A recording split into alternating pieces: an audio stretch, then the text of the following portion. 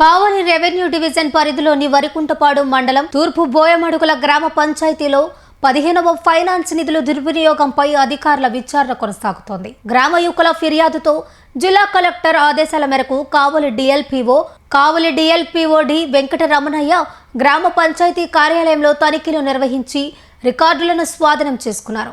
MPP నిధుల నుంచి తీసుకున్న అడ్వాన్స్ మొత్తంపై యువకులు అభ్యంతరం వ్యక్తం చేయగా గతంలో ఇచ్చిన నివేదికపై అసంతృప్తి వ్యక్తమైంది. విచారణలో సంబంధిత అధికారులు, గ్రామ ప్రతినిధులు పాల్గొన్నారు. వరికొండపాడు మండలం బోయమడుగుల గ్రామ పంచాయతీకి సంబంధించి నాదేళ్ల నారయ్య అనే అర్జీదారు ఇచ్చిన ఫిర్యాదు మేరకు పీజీఆర్ఎస్ కింద ఇచ్చిన ఫిర్యాదు మేరకు ఈరోజు విచారణకు రావడం జరిగింది.